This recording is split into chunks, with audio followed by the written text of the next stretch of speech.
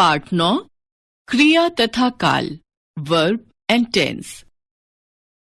क्रिया वर्ब। क्या तुमने सैंडविच बनाया? नहीं, बाद में बनाऊंगी, अभी सफाई कर रही हूं। रोहन क्या कर रहा है? वह आइसक्रीम खा रहा है। तुमने चित्र बनाया? नहीं, थोड़ी देर में बनाऊंगी। बच्चों, इन चित्रों और वाक्यों से आपने जाना कि सभी लोग कुछ न कुछ काम कर रहे हैं या काम करने वाले हैं। जैसे पहले चित्र में एक लड़की सफाई कर रही है और बाद में सैंडविच बनाने का काम करेगी। दूसरे चित्र में एक बच्चा आइसक्रीम खाने का काम कर रहा है तथा तीसरे चित्र में चित्र बनाने का काम करने की बात हो रही है। अतः सफाई करना, सैंडविच बनाना, खाना बनाना आदि शब्द किसी न किसी के द्वारा काम को किए जाने की ओर इशारा कर रहे हैं। इनसे भिन्न कुछ काम स्वयं भी होते हैं, जैसे बारिश हो रही थी और तेज हवा चल रही थी। आजकल बहुत गर्मी पड़ रही है। बारिश होना, हवा चलना, गर्मी पड़ना, ये सब ऐसे कार्य हैं जो स्वतः हो रहे हैं। काम का करना या होना बताने वाले शब्द क्रिया शब्द कहलाते हैं।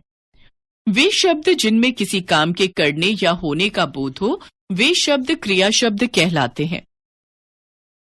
विशेष क्रिया एक शब्द की भी हो सकती है और एक से अधिक शब्दों की भी, जैसे खाना, पीना, सोना एक शब्द वाली क्रियाएं हैं तथा चल देना, रुक जाना, आ जाना आदि क्रियाओं की रचना एक से अधिक क्रिया शब्दों के मेल से हुई है। धातु क्रिया के मूल रूप को धातु कहा जाता है। यह इसके मुख्य अर्थ को बताता है, जैसे पढ़ता है, पढ़ेगा, पढ़ चुका है, पढ़ रहा है आदि में पढ़ क्रिया का मूल रूप होने के कारण धातु है। धातु में प्रत्यय जोड़कर पूरी क्रिया पदबंध की रचना होती है, जैसे पढ़ता है, पढ़ रहा है, पढ़ेगा आदि। क्रिया के भेद: सकर्मक क्रिया, अकर्मक क्रिया। सकर्मक क्रिया वाक्य में प्रयोग की गई जो क्रिया कर्म यानी ऑब्जेक्ट की अपेक्षा करती है, उसे सकर्मक क्रिया कहा जाता है। जैसे मैं चित्र बनाता हूं, अमित आइसक्रीम खा रहा है। दिए गए दोनों उदाहरणों में चित्र तथा आइसक्रीम कर्म है। इन वाक्यों की क्रियाएं बनाता हूं तथा खा रहा है किसी न किसी कर्म की अपेक्षा कर रही हैं, इसलिए ये सकर्मक क्रियाएं हैं। क्रिया कर्म की अपेक्षा कर रही है या नहीं, इसके लिए क्रिया पर क्या प्रश्नवाचक शब्द से प्रश्न करके देखना चाहिए। क्या के उत्तर में यदि क्रिया किसी निर्जीव संज्ञा की अपेक्षा करती है तो वह संज्ञा उस क्रिया की मुख्य कर्म यानी डायरेक्ट ऑब्जेक्ट कहलाती है तथा ऐसी क्रिया को सकर्मक क्रिया कहते हैं। कर्म की अपेक्षा का यह अर्थ कदापि नहीं है कि वाक्य में कर्म उपस्थित होगा ही। कर्म की अनुपस्थिति में भी कर्म की अपेक्षा करने के कारण क्रिया सकर्मक ही होगी। मैं क्या बनाता हूं? उत्तर चित्र, कर्म। अमित क्या खा रहा है? उत्तर आइसक्रीम। यहां बनाना तथा खाना क्रियाएं सकर्मक हैं। सकर्मक क्रिया के भेद: सकर्मक क्रिया दो तरह की होती है, एक कर्मक तथा द्विकर्मक। एक कर्मक सकर्मक क्रिया केवल एक कर्म की ही अपेक्षा करती है, जैसे बच्चे ने सेब खाया। क्या खाया? सेब। द्विकर्मक सकर्मक क्रिया वह होती है जो दो कर्मों की अपेक्षा करती है, एक मुख्य कर्म की तथा दूसरे गौण कर्म की। जैसे माँ ने बच्चे को मिठाई खिलाई। इस वाक्य में क्या खिलाया प्रश्न के उत्तर में मिलने वाली संज्ञा मिठाई मुख्य कर्म है तथा क्रिया पर किसे प्रश्न के उत्तर में मिलने वाली सजीव या प्राणीवाचक संज्ञा गौण कर्म होती है। किसे खिलाई? उत्तर बच्चे को। यहाँ बच्चे को गौण कर्म है तथा खिलाना क्रिया द्विकर्मक है। अकर्मक क्रिया वाक्य में प्रयोग की गई जो क्रिया कर्म की अपेक्षा नहीं करती, उसे अकर्मक क्रिया कहा जाता है। जैसे नदीम तैर रहा है, कबूतर उड़ रहा है। ऊपर दिए उदाहरणों में क्रिया में क्या, किसे, किसको लगाकर प्रश्न करने पर कोई उत्तर नहीं मिलता है, इसलिए ये क्रियाएं कर्म की अपेक्षा नहीं करती। अतः अकर्मक क्रियाएं हैं। जैसे नदीम क्या तैर रहा है, उत्तर कुछ नहीं। कबूतर क्या उड़ रहा है, उत्तर कुछ नहीं।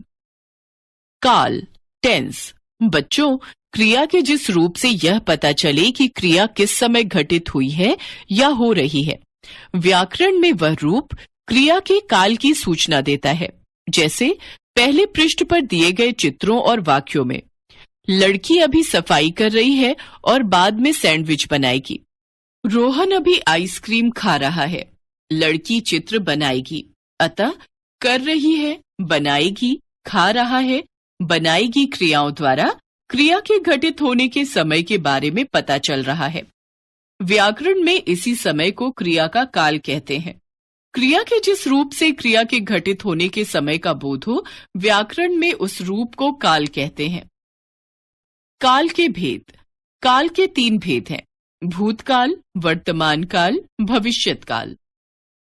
भूतकाल, क्रिया के जिस रूप से काम बीते हुए समय या भूत समय में हो चुका है, वह रूप भूतकाल का होता है। भूतकाल की सूचना देने वाले रूप हैं था, थी, थे, थी या आ, ई, ए, ई। जैसे राधा स्कूल से वापस आ गई थी, पिताजी दफ्तर चले गए। वर्तमान काल, क्रिया के जिस रूप से उसके वर्तमान समय में घटित होने का पता चले, व्याकरण में वह समय वर्तमान काल कहा जाता है। यह क्रिया बार बार भी हो सकती है और लगातार भी। हिंदी में वर्तमान काल की सूचना देने वाले चिन्ह हैं हैं, हूं, हो आदि।